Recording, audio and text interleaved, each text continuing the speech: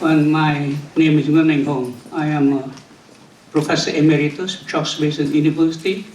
My job today is a moderator of this panel. And I would like to introduce my speakers according to their order of presentation. But the boss one, Jay Beck, to go first, so he got the first floor. But before we start, I think I would like to thank the organizer, particularly the University of Oregon, the Center for Asian Pacific Studies, and Thương Vũ for organizing this important conference and for taking very good care of us. We have now 4 experts with 4 excellent papers, and we have a 90 minutes to complete it. So if each of the panelists speak for about 15 minutes, and then we have about approximately 25 minutes for floor debate. So let me introduce our speaker. Previously, according to order presentation, but now I start with Jay Vet first. George Vet is the author of 3 books on the Vietnam War, including Put Them Bright Light, Leave No Man Behind, and The Fall of South Vietnam. He recently published an e-book with the Cold War International History Project entitled The Return to War, North Vietnamese Decision Making 1973-1975. Mr. Vet will discuss the origin, evolution, and failure of Saigon Peace Demand 1963-1975. Sitting next to me is Professor Edward Miller. Miller is a historian of American foreign policy and modern Vietnam, with particular expertise in the Vietnam War. His scholarship explores the international and transnational dimension of the war. He is author of Misalliance, Molding the United States and the Fate of South Vietnam. Dr. Miller will examine political violence, state building, and civil war in the Republic of Vietnam. Dr. Sin, Son Phier is a lecturer in international history at the University of Leeds. Phier work have been published in Diplomatic History and the Journal of Vietnamese Studies. He is currently working on a book manuscript exploring South Vietnam's domestic politics and foreign relations between 1967 and 1975. His topic of discussion is the 1971 presidential election in the twilight of the Republican Vietnam. And finally, Dr. David Prentice is an award-winning instructor at the Osher Lifelong Learning Institute at Oklahoma State University. He is revising a book manuscript on American exit strategy, tentatively titled Ending America's Vietnam War. The Prentice will analyze President Hill Vietnamization strategy. So please hold your applause until all our apprentices have finished their presentation. So let me start with Jay Beck. You have the floor. Thank you. So I'm going to speak pretty much stream of consciousness. I did make a PowerPoint slide.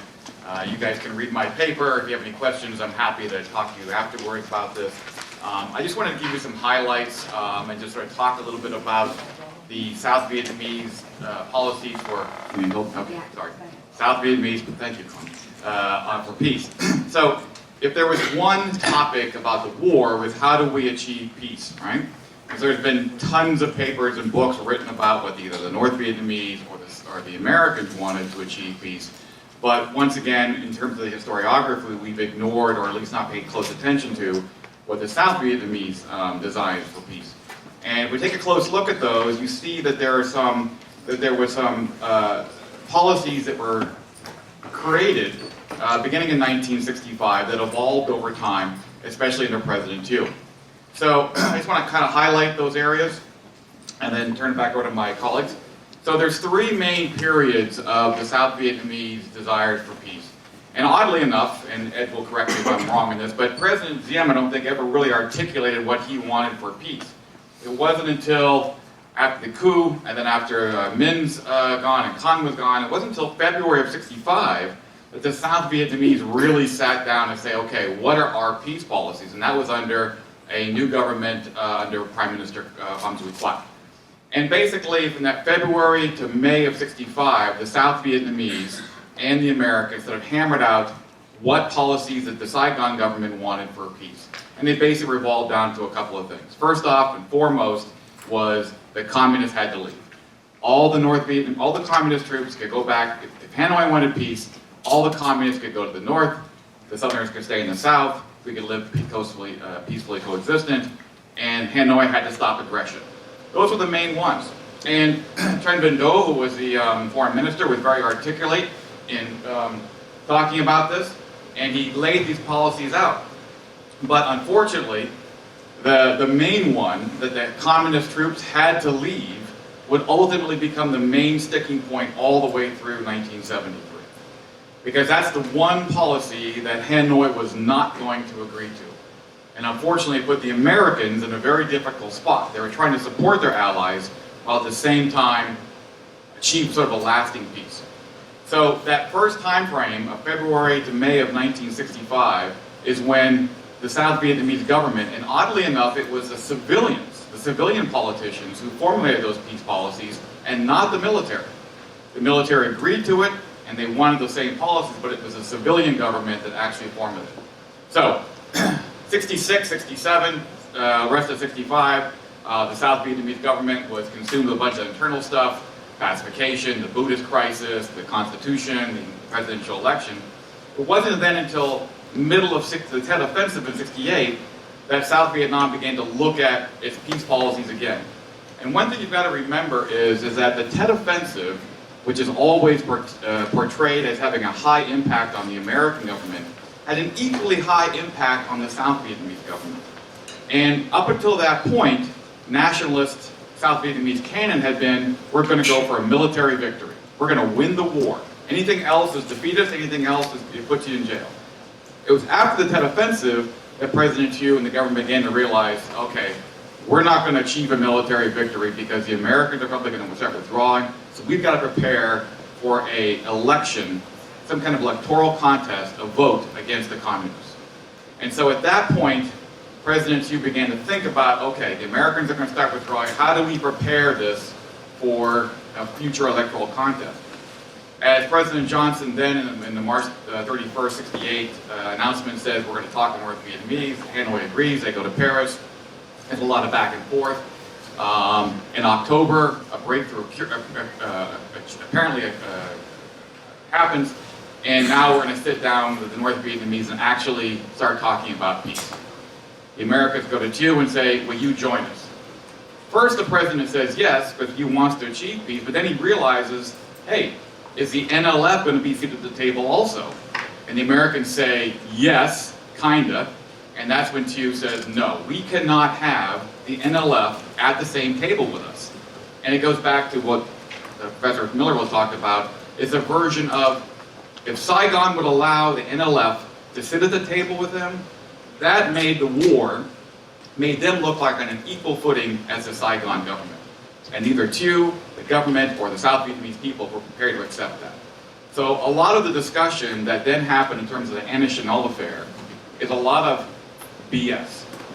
The South Vietnamese government refused to go to Paris, mainly because the NLF was going to be at the table. They had not worked out the modalities of the Paris peace talks to their satisfaction. And that's why Thieu balked, and rightfully so. It wasn't until then later in '69, when under Nixon now becoming president, that Thieu began to realize, all right, we're going to have to figure something out. And so the next time frame, this March to June of '68, July to '69, sorry, became the next most important time frame. President Thieu then, now feeling he's winning the war militarily, he's on top of things, starts offering options to the NLF and the communists for negotiations and for elections. He makes 3 separate offers to the communists for elections in the country, supervised by international electoral observers. Any chance that they could have had to stop fighting was offered by Thieu at that point, and the communists rejected it. This would continue until 1972. 72 offensive happens, there's back and forth, 72 offensive happens, Kissinger now begins to sort of talk to, again, sort of make breakthroughs in Hanoi, and again they come back, the South Vietnamese and say, okay, we're making breakthroughs, here's what we have, but, and again, this has been talked about a great deal as to what happened in terms of those last couple of months. But again, the main thing, the main number one issue is that the communists were going to keep their troops in South Vietnam, and that's the exact thing that the South Vietnamese didn't want to happen. So it became the proverbial, the Americans, or the caught between the proverbial hard place in Iraq. And eventually they agreed to allow the North Vietnamese troops to remain in country. Now the last thing that happens is that Thieu then makes another proposal in April of '73. And you have to remember that the South Vietnamese Constitution had said you cannot have any communist or neutralist political activity in South Vietnam. It's against the law. Thieu then makes his boldest offer to date, and he says, we'll change the Constitution, we'll have 3 different periods, a 30, 60, 90-day period where you guys can organize, the communists can have open political activity, you can form a political party, we'll have a vote again, we'll have an election, we'll bring in international scores, we'll do anything you guys want to make sure this is a free and open election. All you get to do is say yes, and the communists said no. And the reason that they're saying no is because they're not interested in a free and open election, they're interested in winning the war. And to have an open, free election which will expose their cadre and a host of other things, and you can make all kinds of excuses as to why they didn't want to do it, but if you look at the history of what South Vietnam was attempting to do in terms of its peace proposals, you can see a growing evolution over time from we need a military victory, to we'll offer elections and let the communists actually organize and go out and get votes openly, and they were rejected every single time. So as we look at the history of the peace negotiations and we talk about how could we have achieved peace during the war, unfortunately we have forgotten or ignored or not paid close enough attention to what the South Vietnamese were pushing for, what they wanted, and actually that was what the war was about. So again, if you have any questions, if you want to ask me anything, I'm happy to talk about it. Thank you very much, and I'll give my time back to my friend. Thank you. Excellent. You finished before your time then. Right. You did well. Thank you. I know, 9 minutes, not bad. Thank you. We'll have it back and just take 1 minute. All right, my paper begins with a simple proposition, perhaps a deceptively simple proposition. This proposition is that the Vietnam War was a civil war. Now, this is not a new idea, but it is a surprisingly controversial one. During the war, there were actually a lot of commentators, both in Vietnam and elsewhere, who suggested that the Vietnam War was a civil war, at least in some aspects.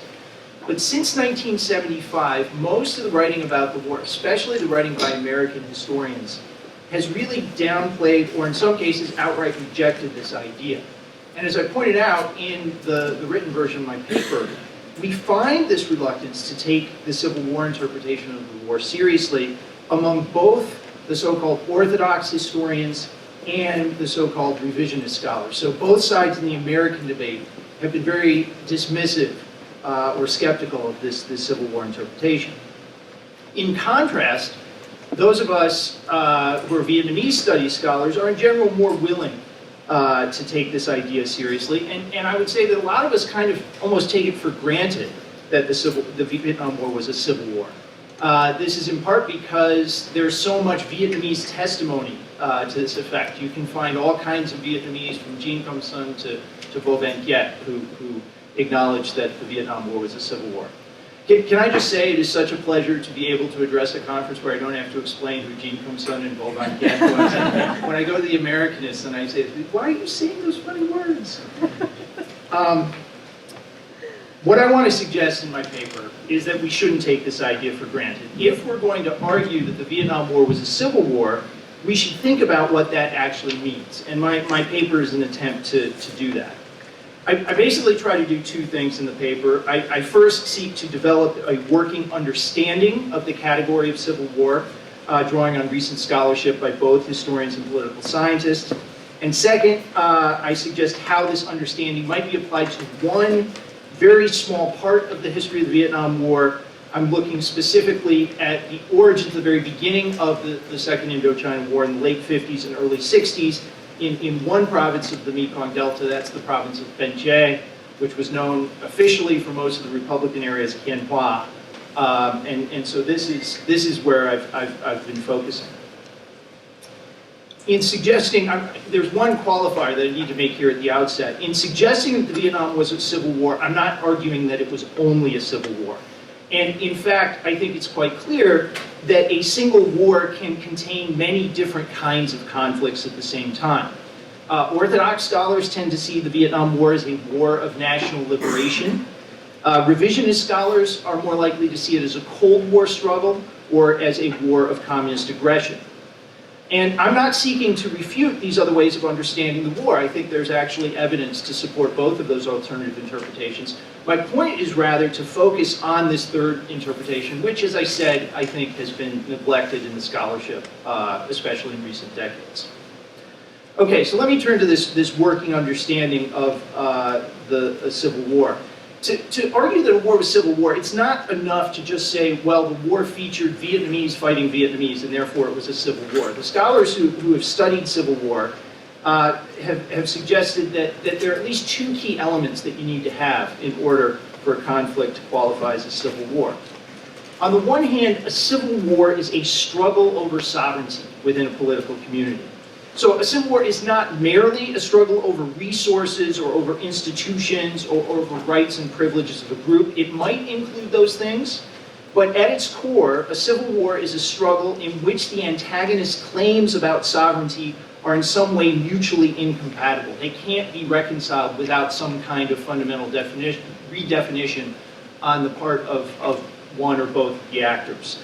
This is perhaps where it connects to Jay's paper about the reluctance of the RVN to compromise in certain aspects of the peace negotiations. The other defining quality of civil war has to do with the local patterns of violence that we see in civil wars. For centuries, many writers have claimed that civil wars are especially brutal and violent and vicious types of conflicts. The recent scholarship has tried to explain why this is the case, to explain why civil wars seem to feature certain types of violence. One such scholar who's been very important for me is Stathis Kalibas. He's a political scientist. And in a book he published in 2006, he developed a theory of what he called the micro-foundations of violence. He's particularly interested here in the interactions between political actors, so the rival states and groups that are contesting sovereignty, and ordinary people in local contexts. He points out that while civilians and non-combatants are often the victims of violence in civil wars, at the same time they are also often implicated in committing violence. So civil war violence at the local level is often jointly produced by armed actors and ordinary people.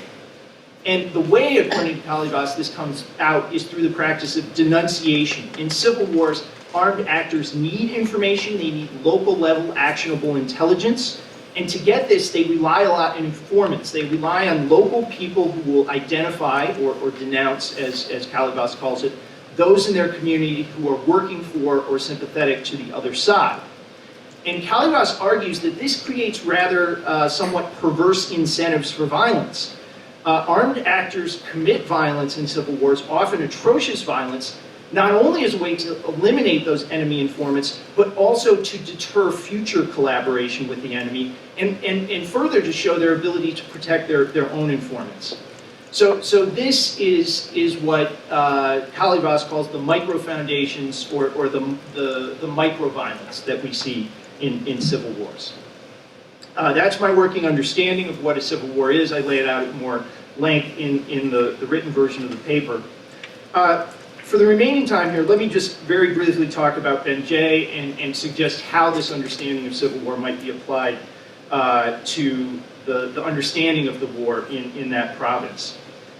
Basically, I put forward 3 points in support of my contention that the war that began in Ben Chai in 1959 and 1960 was a civil war. My first point here is that civil warfare was not new to Ben Chai in 1959-1960. Ben Jay had experienced civil war in the recent past, specifically during the First Indochina War. During the early years of the Indochina War, Ben Jay had initially been controlled mostly by the Vietnamese, but by the early 1950s, there was a new effort by the French and especially by the state of Vietnam to assert control, and the key figure here was Jean Loy, who was the Ben Jay province chief.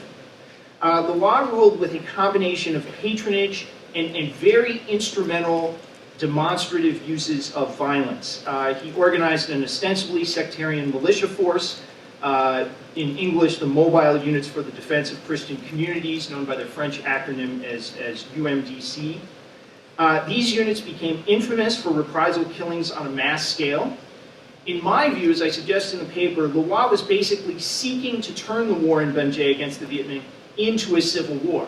And at least in the short term, I think he was actually pretty successful at doing this. For a while, he actually ended up controlling large portions of the province. This early instance of civil warfare in Ben Jay had important long-term impacts because it shaped the experiences and memories of people and actors in the province. It left legacies in the forms of what I call repertoires of violence, which actors in Ben Jay knew about and knew how to use. So that's the first contention here. The second point I want to make about Ben Jay is that the Civil War dynamics and tactics help us to understand the policies and strategies of the Ngo Dinh Diem government in Ben Jay after 1954. Following the Geneva Accords, Diem designed political and security strategies in the Mekong Delta with the prior history of civil warfare very much in mind. Now, Diem was not seeking to simply replicate Loy's strategy. Diem actually hated Loy. He considered him a dangerous rival, and he did not think that the UMDC was a model to be emulated. But he did believe that the return to civil warfare was a real possibility, and he therefore took steps to try to head this off. And in the package of security measures that he put together, he used threats, coercion, and political violence in ways calculated to prevent the civilian population from supporting the communists. Diem anticipated that the communists might seek to mobilize the population via a mix of persuasion and violence, and he essentially tried to beat them to it. As I discuss in the paper, two of his policies that were especially important were the 1059 decree adopted in May of 1959 and the Agreville program, which was promulgated the same year. These measures have long been viewed as evidence of the coercive and repressive character of Diem's policies, and they were in fact coercive. The 1059 decree set up military tribunals to try suspected communists. It also gave these tribunals powers of summary execution. The Agreville program, as is well known, involved construction of large-scale settlements in the Mekong Delta for the purpose of population regroupment. And this involved a lot of uncompensated labor, corvée labor extracted from local populations, and a fair amount of forced resettlement. So I want to emphasize that I'm not offering a defense of Diem's policies here. What I'm trying to do is to understand these security policies as an attempt to formulate a comprehensive strategy to anticipate and head off a rural rebellion against his government. It's significant here that the 1059 law and the Agreville program were launched within a few weeks of each other. So Diem really sees these as going together. He anticipated that the communists were trying to infiltrate and sabotage the Agrevilles, and the 1059 law was designed to deter this via the threat of harsh punishment. So the punishment was very harsh, but the 1059 law also had a provision that anyone who revealed a subversive plot to the government would be exempted. They would have amnesty. And this, I think, is where the logic of civil war is playing a role in Diem's thinking. Now, of course, these efforts of Diem were not successful. The Agreville program never really got off the ground. Less than 20 of them were actually built. The 1059 law generated a lot of fear and resentment against the government, despite the fact that the number of executions carried out under the law seems to have been relatively low. Nevertheless, the bottom line here is by 1960, the communists had organized a series of rebellions across the Mekong Delta known as the Concerted Uprisings. The first Concerted Uprising actually took place in Ben Jay in January of 1960. So Diem's security strategy failed. But that failure was not simply due to its coercive and harsh nature. It was due, in fact, much more to what the communists were doing at the same time. And this is my final point about this early stage of the war in Ben Jay. The communist-led insurgency that began in Ben Jay in late 59 and early 60 was a civil war from the beginning. And the best evidence of this is the actions of communist cadres, especially their deliberate, calculated use of violence. I see them as drawing on these pre-existing repertoires of violence. And one source where I think this comes through quite clearly is in testimony recorded in the RAND interviews. The RAND interviews are well known as an important source on the insurgency. They are in many ways challenging sources to use because these are hardly unmediated sources, so we have to use them with care. Nonetheless, those of you who have read the RAND interviews or read some of the work that's been based on them know that they really are, in many ways, remarkable sources. There are several tactics that come through very clearly in Ben Jay and the surrounding provinces during this early phase of the insurgency in 59, 60, and 61. One tactic that shows up again and again has to do with executions, and especially the use of public executions. This is just one example of testimony. After making some propaganda, the cadres brought the prisoners in front of the people, read their crimes aloud, and then asked the villagers whether they should be killed or acquitted. A number of cadres who were in the audience stood up and said they should be executed to set a good example for the rest of the villagers. So the cadres ordered their immediate execution. The guerrillas dug a big hole right where the meeting was held and beheaded all 8 prisoners with machetes. They then pushed the bodies into the hole, filled it with dirt, and ordered the villagers to disperse. A few villagers who attended this meeting were so frightened that they fell unconscious on the ground. The guerrillas were also shaking with fear. This, I would suggest, fits very well with the microdynamics of violence as described by Calivas and others. Another very important aspect in which we see both the claims of sovereignty and the instrumental use of violence here, I think, has to do with taxation. Some other testimony from another interview: if any villagers refused to pay taxes, they would get warnings. The Viet Cong would come at night and stick a warning paper in front of the house. The next morning, the people would find the warning paper and be white with fear because there would be only one warning, and next time it would be decapitation. During 1960 and 61, lots of government officials were executed in that way, and the people were very afraid of getting warning papers, so they paid immediately. Finally, and in some ways most important of all for my argument, has to do with testimony about these denunciations. The VC started a wave of denunciations in which they called for eliminating RVN security agents in order to liberate the people and eliminate the reactionaries.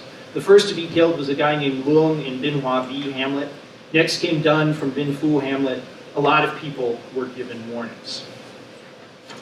This is just a very small sample of a larger body of evidence. I'm still relatively early on in this project, but nonetheless, the evidence I have collected, I think, is very suggestive of civil war violence as I've defined it here.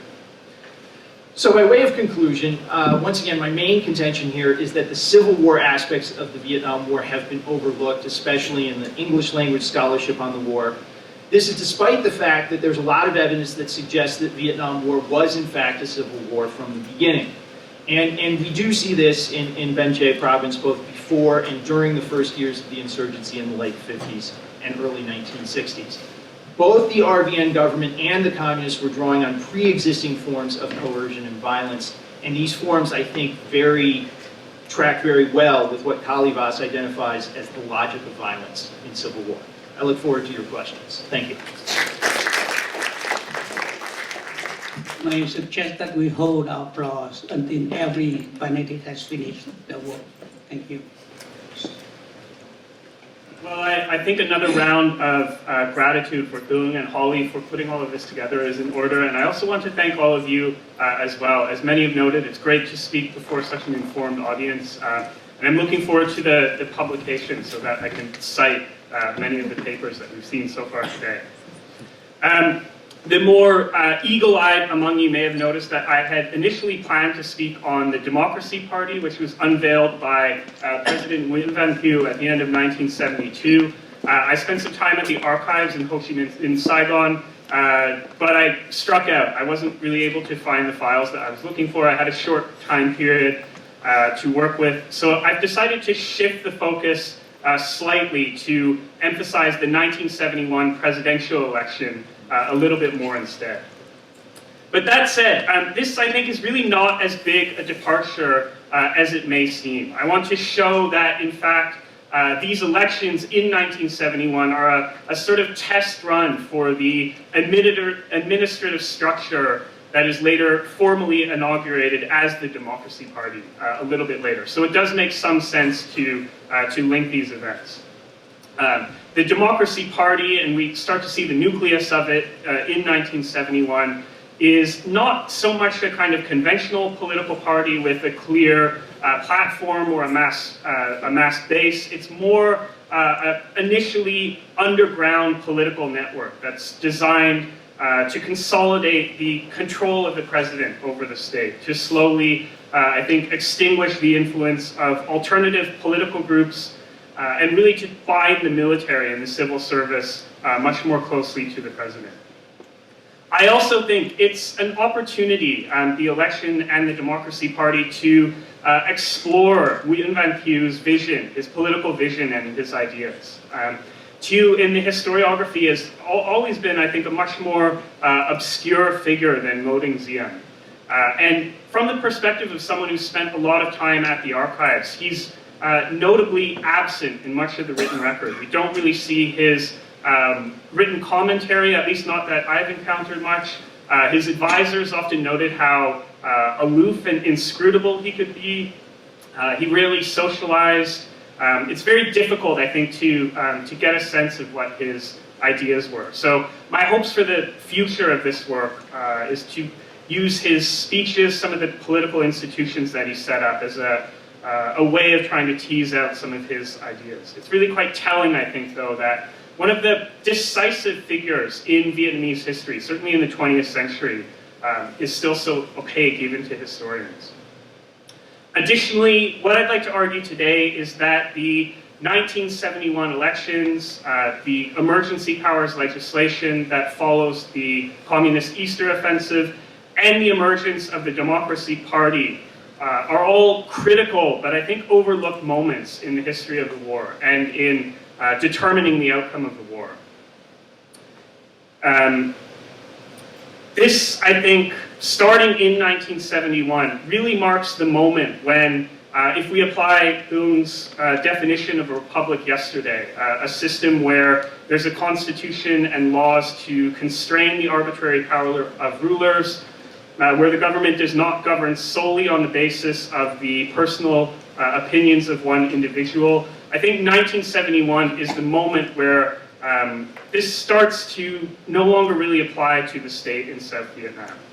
It's also a moment when I think political legitimacy, which of course ebbs and flows considerably over the course of a long conflict, really starts to decisively wane, even in the eyes of some of the most committed anti-communists in South Vietnam. And I think ultimately this is really quite a devastating blow to the objective of an anti-communist state in South Vietnam. On the other hand, I do think that the fact that this was so consequential really underscores the value and the significance of Republican ideals to the relatively small constituency of informed, mostly urban, anti-communist political observers in the South. So by way of context, I want to start briefly by comparing the elections in 1971 with the earlier presidential elections in 1967. These are very different events in South Vietnamese political history, and I think the contrast is quite significant to understanding the fate.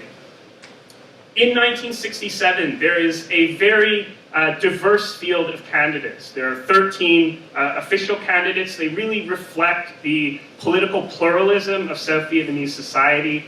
And it's actually quite a bold and ambitious attempt by the state to recapture waning support and legitimacy after the turbulence of the post-Diem years.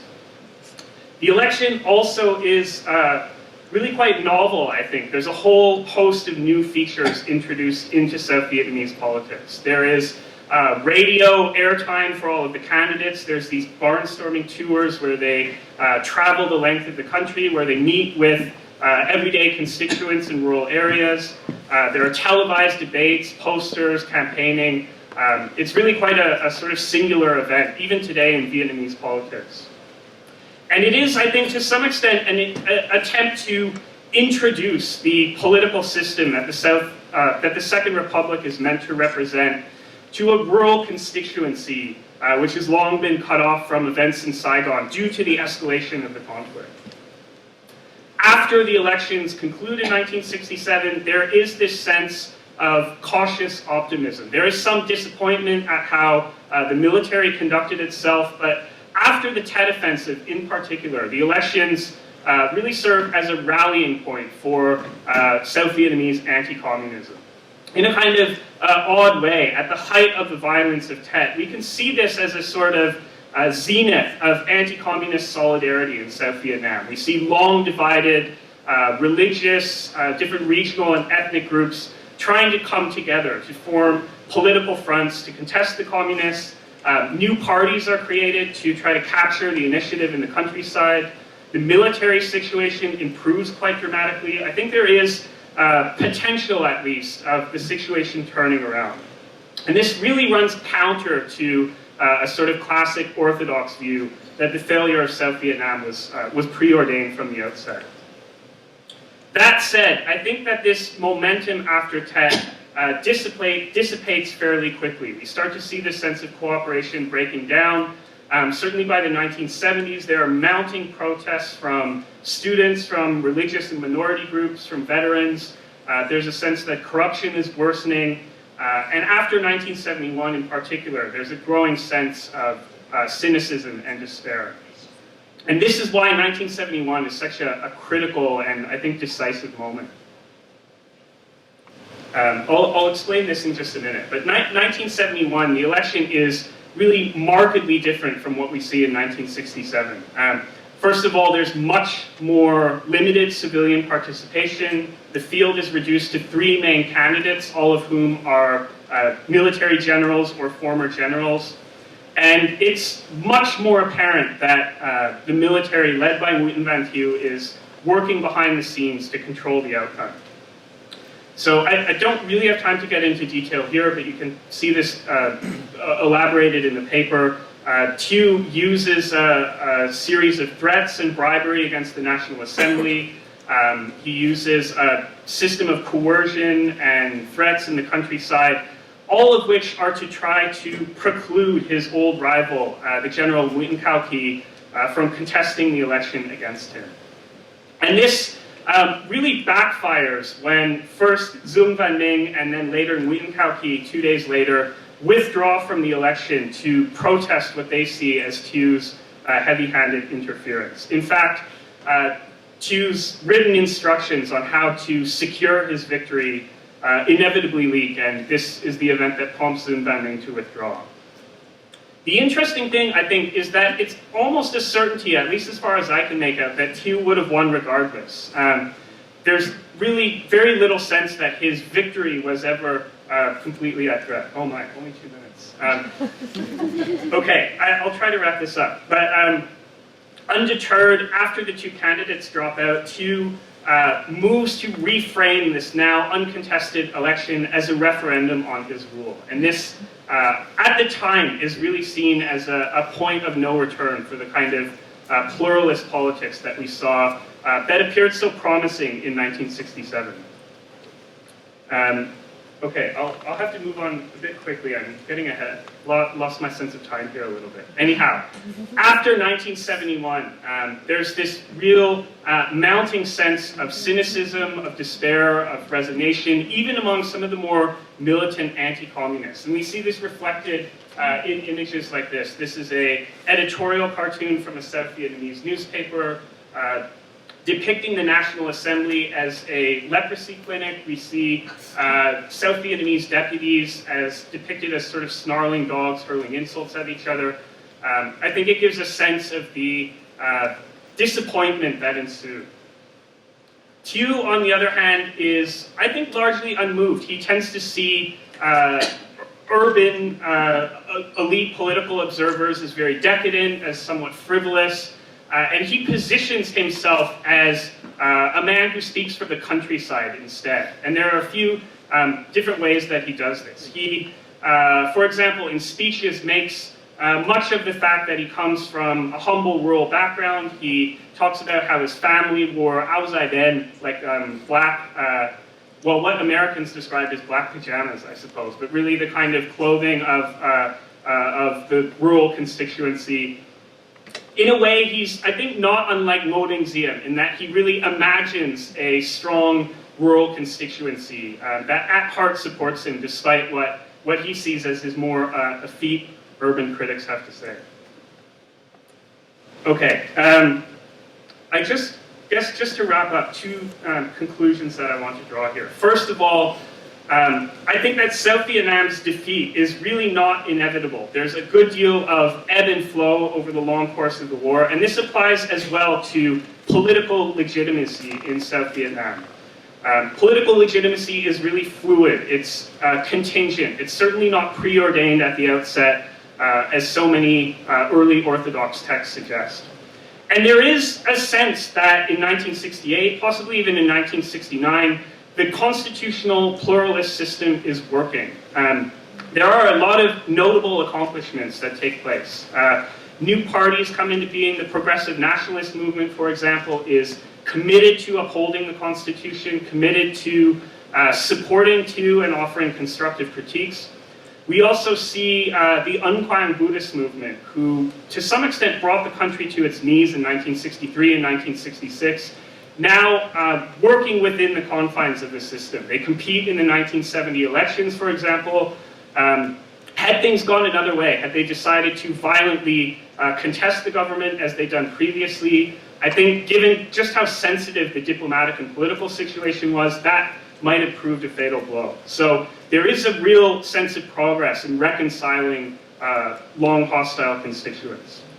But that said, and this is my final point, the South Vietnamese state's failure to win legitimacy, even in the eyes of very committed anti-communist constituents, I think is just critical to explaining why South Vietnamese society seems to unravel so quickly leading up to 1975. If we are to locate Vietnamese republicanism during this time period, and I think there's very good evidence for doing so, we need to move beyond the state itself, I think. The state ultimately was decidedly anti-republican in character, in structure, to intent, and certainly in practice. And I think failing to differentiate between republican constituents and the military state itself risk the sort of nostalgia that we see with, say, the Habsburg Empire or the Bourbons or the Romanovs. South Vietnam was, to be sure, a society that included many people who were very committed to this sense of republicanism, loosely defined, who were willing to sacrifice considerably to see it upheld, but who ultimately felt betrayed by the government that claimed to represent them. And I think this sense of betrayal is central to understanding why the state ultimately did not succeed. Thank you. Thank you.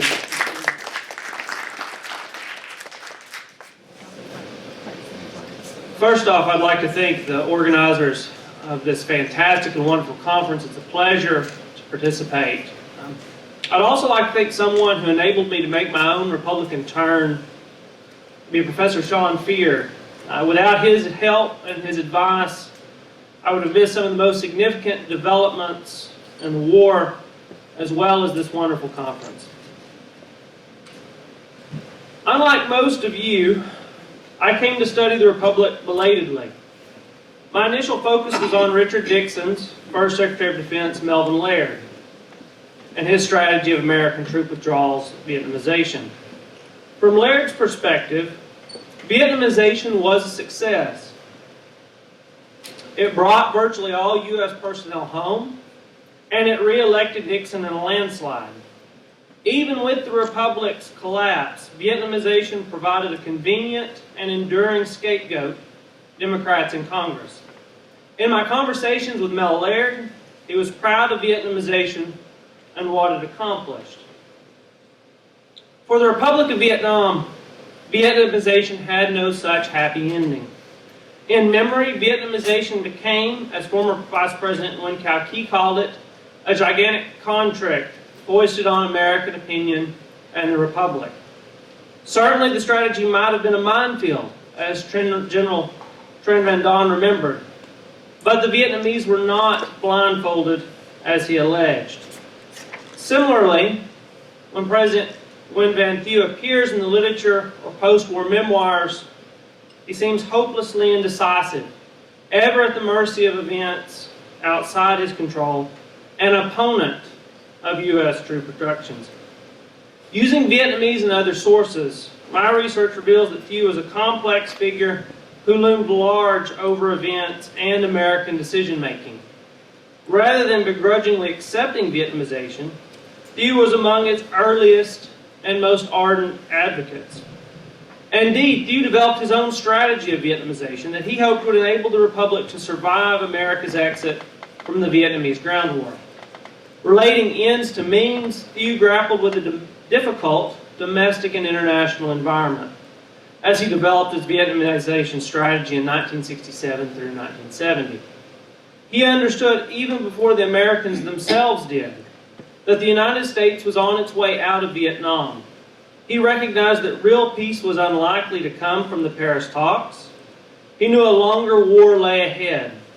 He tried to prepare the Republic accordingly.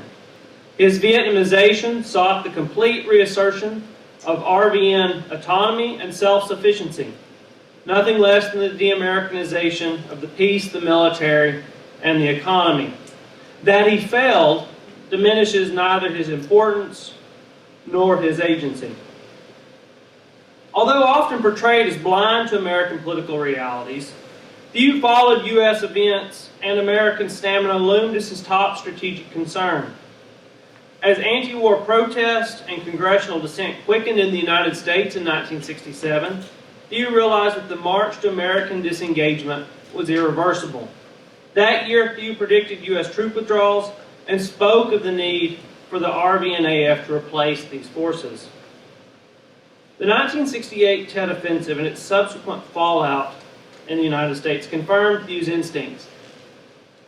When on March 31, President Lyndon Johnson announced that he was implementing a partial bombing halt over North Vietnam, willing to pursue peace talks, and declining to run for re-election, Thieu understood the era of Americanization had ended. As he told the National Assembly thereafter, everything depends on us alone. Thieu's de-Americanization or Vietnamization strategy followed two tracks in 1968.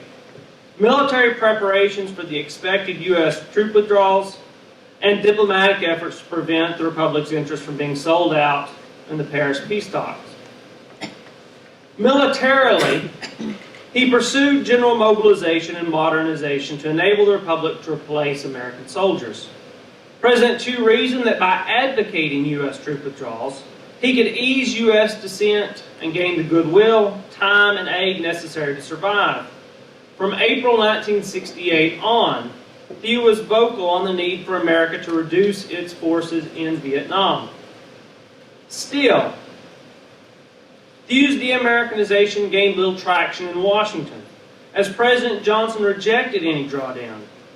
The Johnson administration accelerated efforts to train, equip, and modernize armed forces while maintaining America's force level in Vietnam. Otherwise rebuffed on a Vietnamization of the ground war, Thieu's strategic emphasis shifted to de-Americanizing the negotiations. Diplomatically, Thieu feared a repeat of the French abandonment that followed the fall of Dien Bien Phu in 1954. Defeated in a major battle and weary of war, the French elected a government committed to extricating itself from Indochina, with the subsequent Geneva Accords dividing Vietnam. The Tet Offensive and the rise of prominent political doves, Eugene McCarthy and Robert Kennedy in particular, signaled the same thing could happen in 1968. As the Democratic nominee, Vice President Hubert Humphrey, tilted toward the party's left wing, few grew more apprehensive about the talks and the election. The Republic needed to affirm its diplomatic interest and bring its great power patron into line on negotiating procedures and the status of the NLF. Few argue that an NLF presence in the talks would hurt his political standing at home, afford the front legitimacy in Vietnam and worldwide, and raise the specter of a coalition government being forced upon the Second Republic. Rather than merely hoping to sabotage a peace deal to elect Richard Nixon, few publicly condemned Johnson's October 1968 breakthrough to assert his government's interest and role in Paris. That Johnson postponed opening the talks until Saigon was on board seemingly confirmed that it had a veto on American diplomacy. Few understood that the war was far from over and that the Republic could not kick America at random.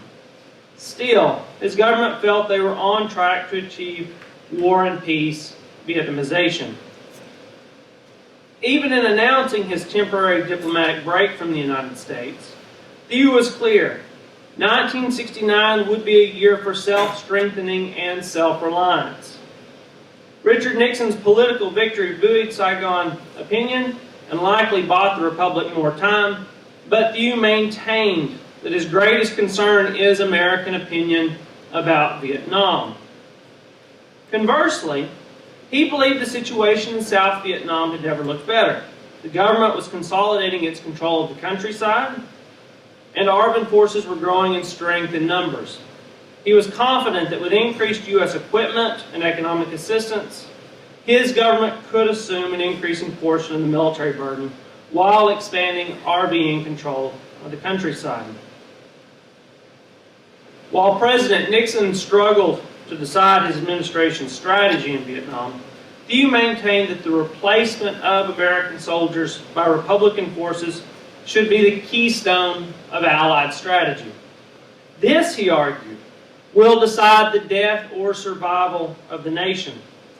He believed U.S. reductions, especially if the Republic proposed them first, would stave off American demands for a precipitate withdrawal and justify continued and hopefully expanded military and financial aid. Indeed, Vietnamization's chief assumption was that once implemented, the Republic would receive at least as much U.S. aid as Hanoi received from its patrons. Thieu and his top generals also assumed U.S. logistical and some air support would continue in the era of Vietnamization. Thieu pressed the U.S. government to accept his Vietnamization strategy, and he began drawing up withdrawal timetables before Nixon's inauguration. In time, Nixon would accept U.S. troop withdrawals, and the two presidents announced the first reduction on Midway Island in June 1969. But Nixon privately doubted the American public and Congress would back a long Vietnamized war. He considered renewed and expanded bombing to compel an end to Hanoi's war. Thieu implored him to stick with Vietnamization. On July 30th, 1969, Nixon visited Saigon to discuss with President Thieu his plan to resume bombing North Vietnam. Thieu sought to convince his American counterpart that the long-haul, low-cost strategy of Vietnamization represented the best course possible. He explained that he was satisfied with the war's direction. Given time, his country would continue to expand pacification, broaden the government, and eradicate the NLF without American help. As Thieu understood it, Nixon could choose escalation to speed up the war or continue Vietnamization. He reasoned, you help us so we can take over more and more. Nixon would choose Vietnamization over a radical escalation of the war that year. Thereafter, all parties understood American withdrawals were irreversible. Nevertheless, Thieu ended the year on a high note. He predicted all U.S. forces would leave in the next 2 years, but that America would continue to provide the logistical support and significant economic aid necessary. One diplomat observed, the president spoke with great self-confidence, zest, and restrained optimism. He clearly believes that given time and continuing economic support, he can make Vietnamization work. Having chosen the long-haul, low-cost strategy of Vietnamization, Thieu confronted hard political and economic realities. The U.S. Congress judged the cost too high, promised U.S. aid and equipment were less than expected, Saigon politicians and rural peasants balked at higher taxes, and the South Vietnamese economy faced severe strains as American troops returned home. For his strategy to work, Thieu had to implement economic reforms quickly. He understood real Vietnamization required growing economic independence. He exhorted top officials to do the impossible, reduce budget deficits, curb inflation, promote economic growth while continuing to expand the RVNAF. Addressing the people on the need for austerity taxes, Thieu reminded them, Allied troops are not inexhaustible, nor is Allied money. Our allies cannot aid us forever, even if they want to. A dictum said, one usually helps people in temporary need and never helps people in permanent poverty. Therefore, our allies will continue to provide aid, but only for those who are laborious and accept sacrifices, and not for those who are lazy and dodge responsibility. Yet, even when discussing essential economic measures, he encountered dissent. Early attempts at austerity taxes precipitated protests, and tax revenues fell short of government expectations. The reform efforts continued, and the economy did improve. Meanwhile, Thieu trusted that control of the countryside, along with efforts to improve tax collection, would enable villages to pay for their own administration and so free up additional money. Efforts to improve agricultural yields similarly held out the promise of greater economic self-sufficiency. Yet in both villages and cities, corruption, hoarding, speculation, and other structural problems remained. Still, Thieu was confident America would deliver its promised aid. He reasoned that if post-war America had helped Germany, why not Vietnam? From his inauguration as president in 1967, Thieu understood America's internal difficulties demanded the Republic of Vietnam become self-sufficient, diplomatically, militarily, and economically. He and his advisors understood America was giving the Republic one last chance. Everything would soon depend on them alone. Conceptually, Vietnamization looked successful in 1970. Thieu had checked American unilateralism in Paris, expanded control of the countryside, strengthened the Republic's military forces, and begun economic reforms. On the surface, his Vietnamization portended of a better war. In reality, this progress masked lingering structural flaws. First, Vietnamization failed to control the countryside.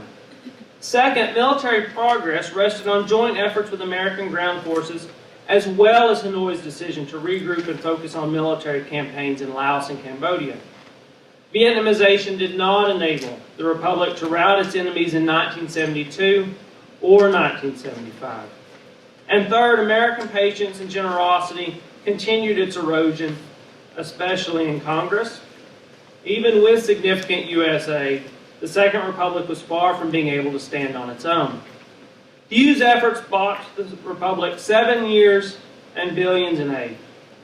But his Vietnamization strategy failed to account for what was likely an impossible situation, and an inability to win hearts and minds, defeat the North Vietnamese army, and plan for an end to American military and economic assistance. Like so many other prescriptions for crises in Indochina, what looked promising proved elusive. Thank you. Thank you very much. Now the floor is open for questions. So please raise your hand if you want to talk. I had a question for Edward Miller. So in your paper, you're proposing civil war as a framework to kind of get beyond thinking of the war either as national liberation or communist autonomous aggression. But then there's a point that you make sort of about halfway through the paper that France resorts to the strategy of civil war, the Baudai strategy, as a way of salvaging its empire, and that this was a condition for the creation of the RBN. So that seems to kind of put us back into the paradigm of national liberation. So I was wondering if you could just clarify that part.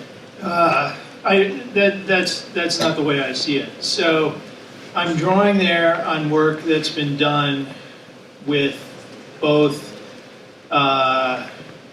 colonial wars involving both the British and the French Empire elsewhere in places like the British in Kenya and Malaya, in which historians have argued, convincingly in my view, that the way in which you sort of beat these colonial insurgencies so for example, when the Kikuyu rise in the Mau Mau rebellion in Kenya, that is initially that is framed as a war of national liberation, right? It's Kenyans against the British. But what Daniel Branch and David Anderson and some other historians have shown is that the British raise the home guard of Kenyans and they turn it into a struggle between multiple groups of Kenyans. So the colonial power there is turning what is framed as a war of national liberation into a civil war. And in that case, they're actually quite successful. The British the Mau Mau rebellion is defeated. And what I'm trying to suggest is that with the Baudai solution, the French are thinking along similar lines. And I would argue that Loire is kind of one local manifestation of this. So that's why there's a distinction there between the Civil War and the War of National Liberation.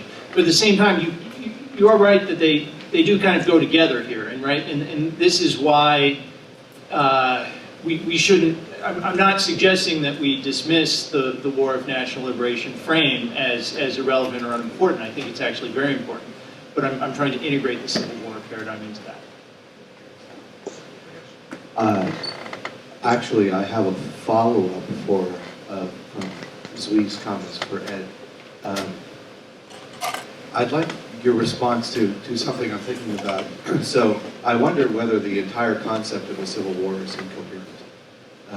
And my argument would be, number one, that in order for you to think that a civil war occurs, then there has to be an a priori natural political designation of territory, whereas I think that those designations only occur because of power politics and fighting. And the second thing is that civil wars are only designated after the fact, so that what makes the war, in the Balkans and the former Yugoslavia, not a civil war, or the war between Ethiopia and Eritrea, not a civil war, or the war between Ngo Nguyen and the Southern Han, or Lê Loi and the Ming, not a civil war, is that the power that was insisting that they ought to have control naturally over this territory didn't win.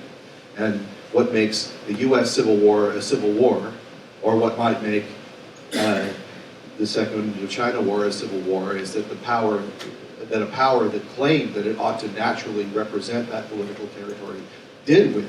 In which case, the designation of something as a civil war is an ideological designation that happens after the fact. And if that's true, then it seems to me that the entire idea of the Civil War is illegitimate. I wonder if you can comment. So I don't agree that my entire argument is illegitimate.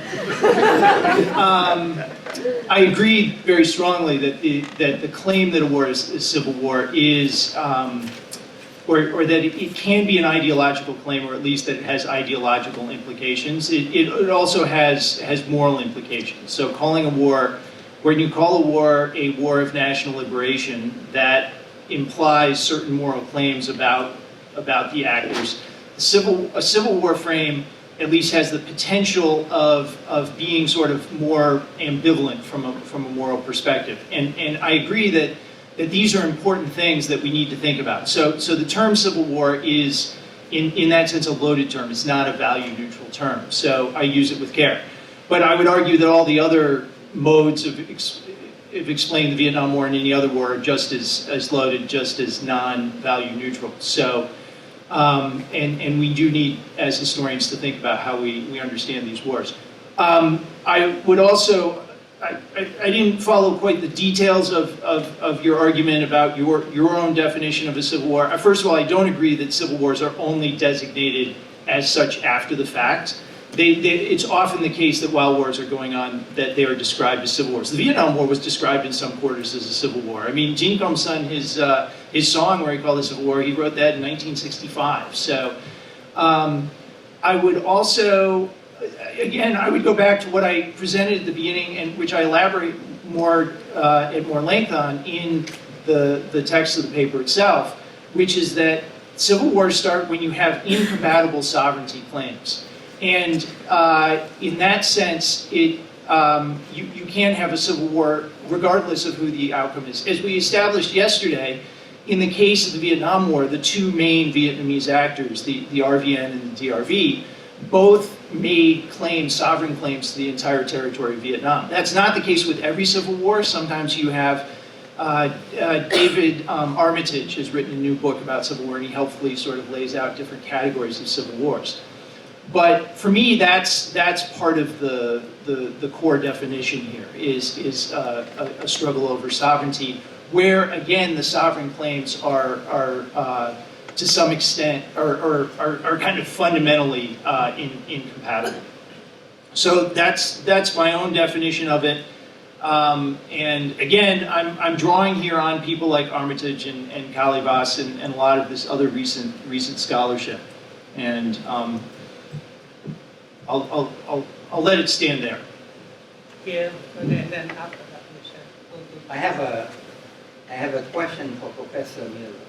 This is a center-left question. I agree, at least partially, with you that the war, at least in the delta of the Mekong River, is a civil war because the war was fought between certain Vietnamese. But don't you think that it's the war that is supplied, led, trained, and motivated by the North? Because you see from your map there, Bến Tre is a coastal province at the mouth of the Mekong River. And that's where most of the supplies from North Vietnam ended up. When I was the CEO of the National Food Administration, I had a contract with a very wealthy rice merchant in Saigon. Her name is Kim Dung. We rented her rice warehouse at the outskirts of Saigon in Phu Long district. Years later, when I was resettled in Kentucky, she came to see me and stayed with us 3 days. And she told me a very revealing fact. She said she was the person that drove Lê Dũng from Phu Long province where the Ho Chi Minh Trail ends, and she took him to live in Bến Tre, where his servant wife is located. Communist leaders usually have more than one wife. So you see that Bến Tre was having the top communists from North Vietnam living there to direct the war there. So thank you for that. That's a fantastic story that you've just related. And I think we don't really disagree here. As I said, in arguing that the Vietnam War was a civil war, I'm making certain claims about the incompatibility of the sovereign actors, the two states, and about the forms of violence that took place at the local level. You can have a civil war that outside powers are involved in. And in my view, the Vietnam War is manifestly this. As a matter of fact, it's very rare that you have civil wars where there's no outside power involvement. And I agree with you quite strongly about the importance, the centrality of Bến Tre in communist resupply networks. You know, the the areas around Thai Food District and elsewhere are really important in understanding that. So I don't really see a disagreement between us on that. This question is for the three presenters on here, but also for Ed as well. First of all, I was delighted to hear your presentations. I think it offers some balance to the so far very imbalance in between studies about the First Republic and then the Second Republic and the interregnum as well. This one is a bit more generic than specific. But how do you? What are some challenges do you anticipate? In revising, if that is the right word. The long-standing understanding, perception about Thieu, about President Thieu, and especially his leadership in the Second Republic, politics as well as diplomatic. And then this one is a related one for Ed. Having, so to speak, gone through the line of fires, regarding studies of Ziem.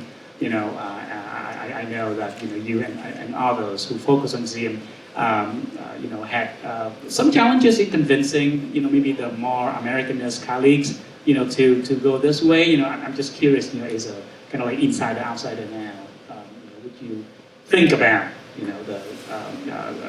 the shift, so to speak, while studying Thieu?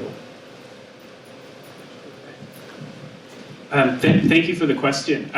So in terms of challenges when it comes to researching Thieu, one of the main challenges that I find is just that he's so difficult to pinpoint in the archives. I'm not sure if other people have this experience, but I find it very difficult to get a sense of what he's sort of thinking on a day-to-day basis, even what his broader political vision is. So tracking that down and articulating it is difficult.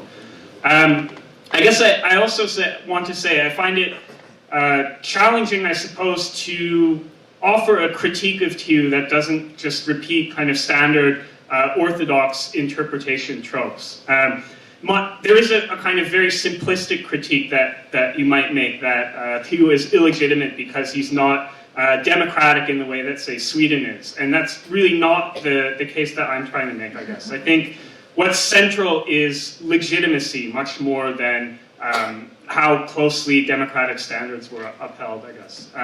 So trying to offer a critique of what I see as a very fatal loss of legitimacy without coming across as being too simplistic or just echoing familiar tropes from the anti-war movement, I think, is maybe something I need to work on.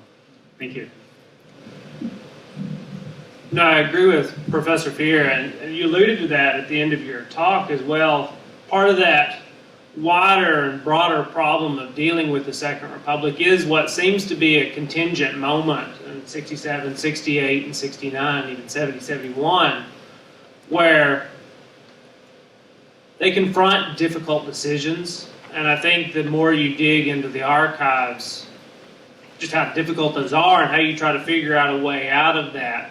But at times, bringing up that contingency and trying to explain it to a broader audience can often, I don't not say rejection, but it's hard to rethink. And then you also have to reconceptualize, as you said, without falling into many of the old tropes of the prior historiography and trying to figure out what's an accurate depiction of what was going on the ground.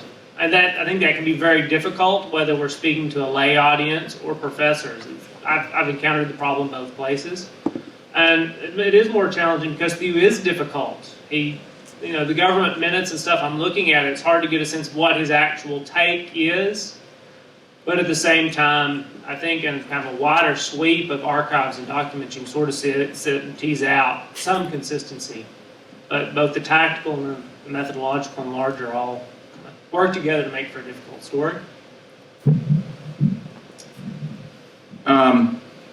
Having spent the last 8 years studying Thieu, I sort of have a fumble fingers apparently. I don't disagree with my colleagues, but I think that Thieu actually is far more easy to understand because he was very articulate in his speeches. He spoke a great deal to the public on radio, TV, to different classes at the Vung Tau things.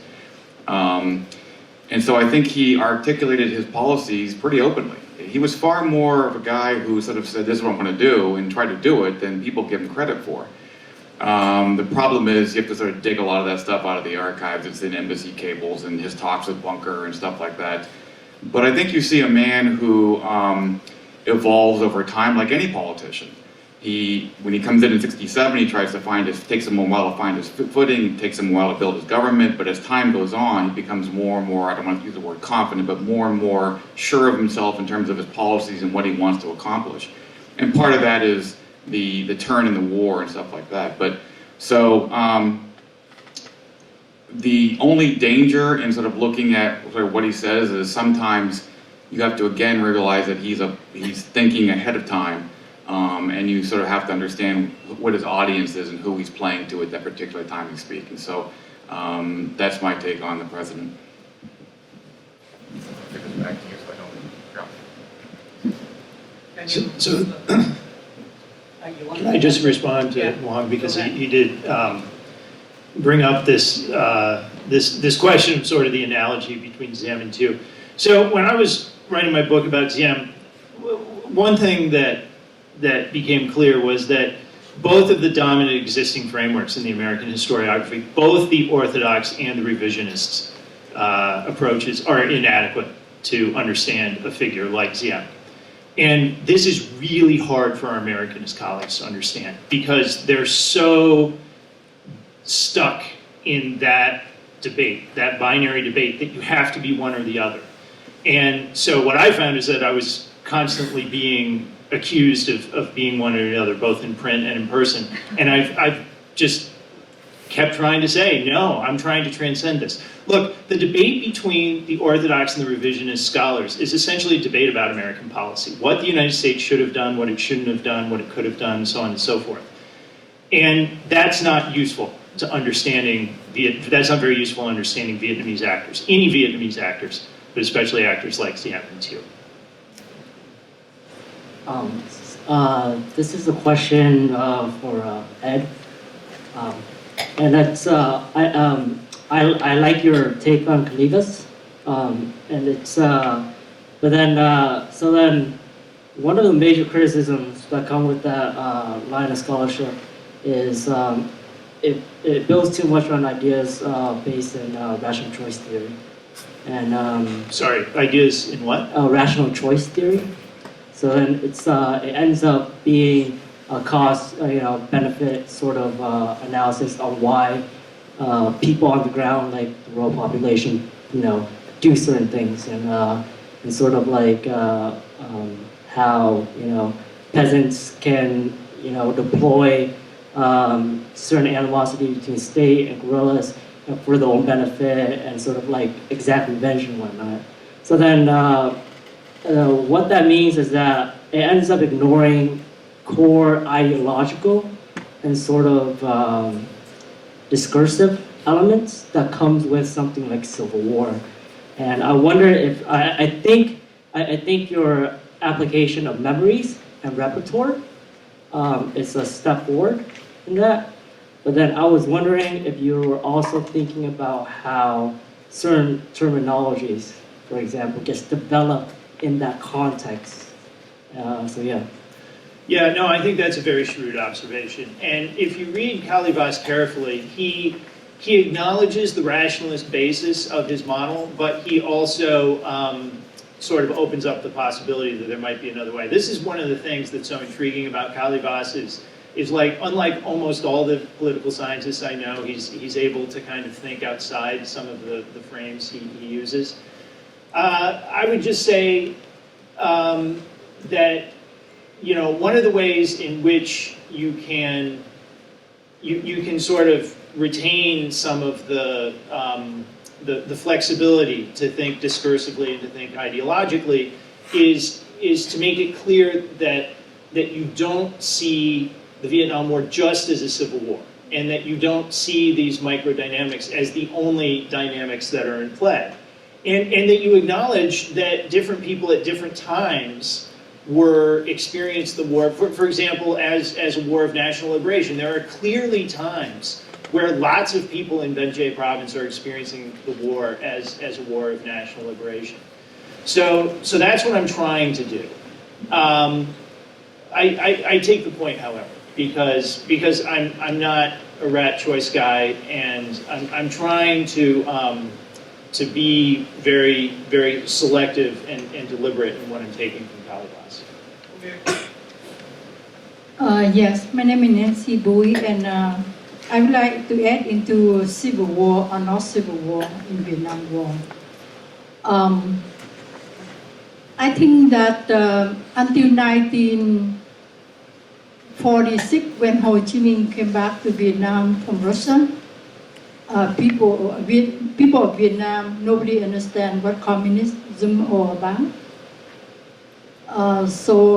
Talking about sovereignty or idealism of the Vietnamese, we really don't understand what communism is all about. The reason for Ho Chi Minh won the first war from France because of the idea of independency from France. So at the time, the American involved in Vietnam war, Ho Chi Minh or Communist Party won the war because of the idea of kicking out American out of Vietnam. So the Southern people don't quite understand what communism all about. On our oral history, we interview Northerners, Southerners. I asked them that, what do you understand about communism? The Northern people said that they didn't know anything until they have some experience with the land reform when they kill landowner,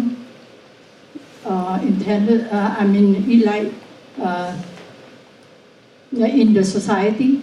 That's how they know the communism, and that's why you see almost 1 million Northerners ran to South when the Geneva signed, after the Geneva signed. And then also we interviewed the people from South Vietnam, and they said that they don't understand communism until the North captured the South, and they have all the economic policy like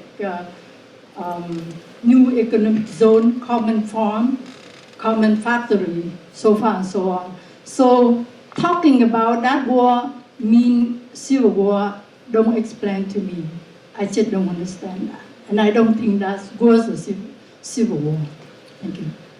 So I appreciate you bringing that up, and I think you make some really good points about the way in which the communists were downplaying their communist identity at various times during the Vietnam War. We also see this during the first Indochina War.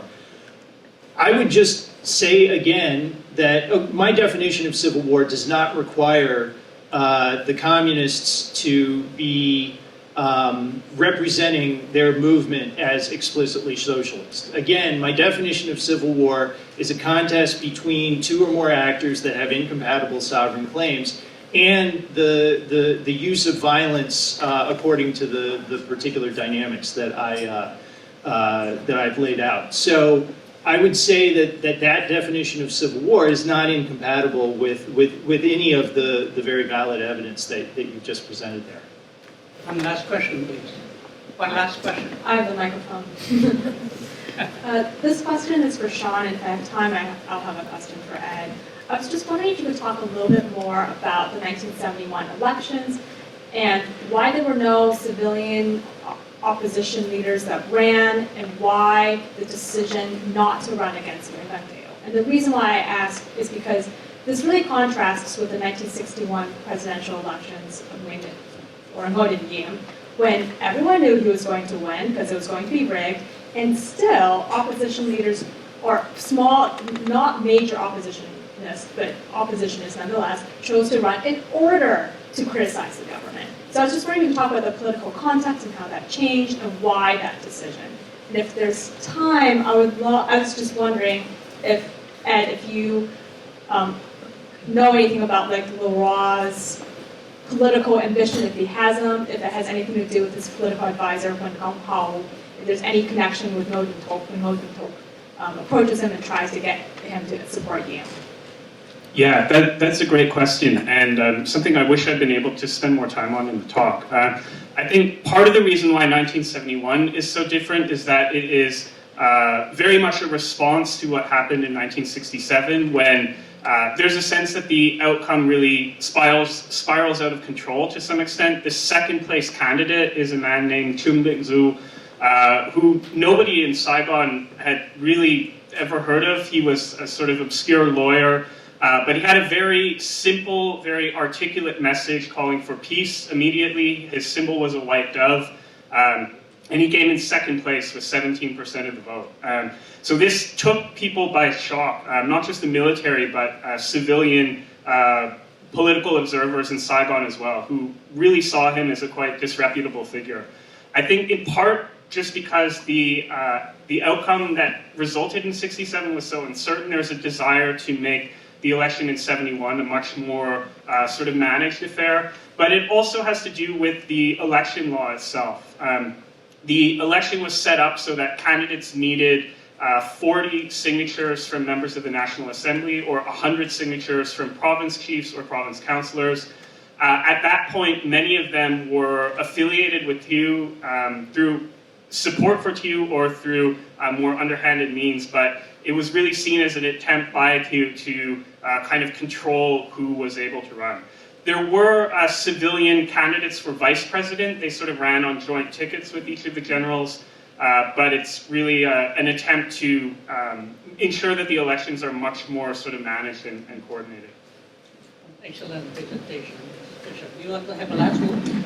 Well, I'll just briefly respond to Nguyen's question to me. So, Loa did have greater aspirations in 1954 and 55, so he gets booted out of his position and sent to France on hiatus, but then he comes back at around the time of the Geneva Accords, and he's running around Saigon in 54 and 55.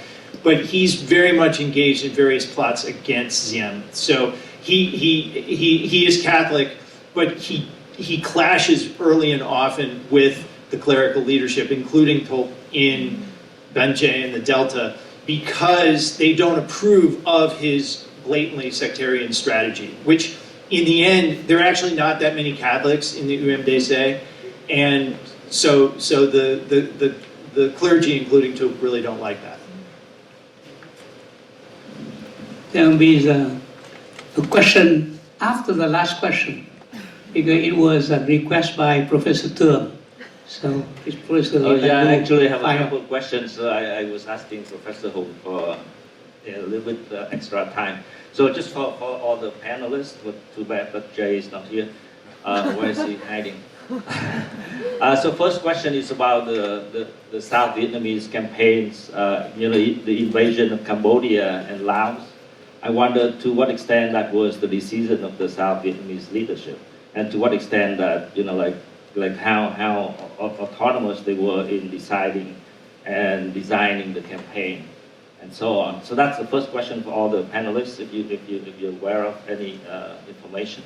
And the second question is about kind of a comparative context of South Vietnam and South Korea and Thailand and Indonesia, because we know that 1960 was when Lee Sing-man was overturned in South Korea, right? And I wonder how that affected South Vietnam.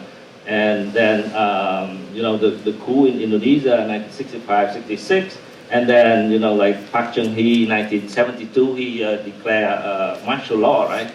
So there seemed to be I wonder if you put South Vietnam in the context of, Indonesia, Thailand, South Korea, then can you see things better, like in the way, the military and political trends in South Vietnam evolved?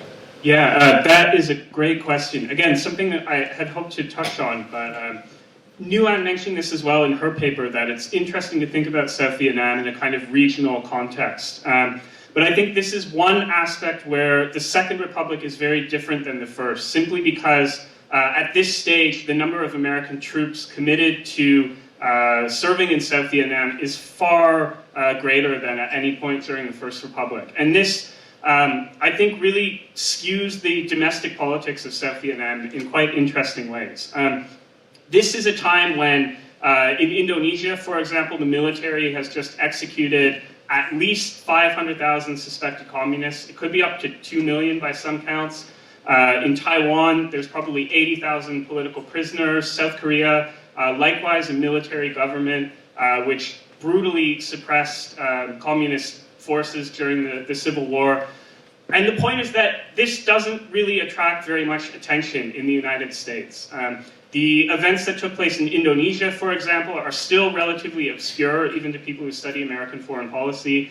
I think it's precisely because American soldiers are dying while serving in South Vietnam that there's this very disproportional media focus on South Vietnam, such that when the South Vietnamese state, say, arrests the journalists or interferes in an election, it is covered in the American press in a way that just isn't true of other countries in the region. And I also think that the opposition in South Vietnam is very acutely aware of this. They're really able to draw on connections that they form between American student groups, journalists talk to their friends who work for the New York Times, members of the South Vietnamese Assembly reach out to their counterparts in the US Congress. They're really able to channel this media attention that's quite unique to the Second Republic to try to shape the way that the image of the government is perceived abroad. So as for Thew's views on Cambodia and Laos, my research ends in 1970 at the Cambodian incursion, and while I've looked at those files from Archives 2, it's been a while and I've slept since then, so I can't give a good intelligent answer today, but if you gave me a day, I'd be able to think about it, look at my material, and give something better. Hoping Jay has a good answer. So I understand the question is, what did you think about military operations in the Cambodian Laos, is that correct? All right, so you have to remember I'm an ex-military officer and an ex-tank officer, so I look at it as a military guy, right? So my understanding is there's two parts to it. First off, the invasion, the incursion into Cambodia in 70. Cambodia physically, geographically is different than Laos, right? It's a flatter country, it's more open. So Do Cao Chi was able to, and his main armor guy was a guy named Trần Quang Khoi. They were able to use what's known as combined arms operation, which is merging artillery, engineers, infantry, armor, and they did very well, okay? But they also had American advisors with them, and they had American troops involved, and they had American logistic support, right? So because the Cambodian incursion went so well, Thieu then thinks his military has come of age. And so they then, both he and Nixon want to now prove that Vietnamization has worked, so they planned both the Lam Son 719, which was to preemptively strike to prevent a North Vietnamese attack in the I Corps in 71 as the Americans were withdrawing, right? But at the same time, Thieu also plans an incursion in Cambodia, right? So Lam Son 719 gets all the press, and it was a relatively disaster for the South Vietnamese for a lot of reasons, but the incursion in Cambodia, which no one ever talked about because Do Cao Chi gets killed in a helicopter crash, is equally as bad because it was a much more farther operation into the Chuk plantation. And in fact, Trần Quang Khoi has to sort of like burst out of he was surrounded basically and burst out of a pocket. So those two operations, followed by a third operation in the Cambodia in Snow in the summer of 71, which also ended in disaster, convinces Les One and the Politburo that they have now reversed the military situation.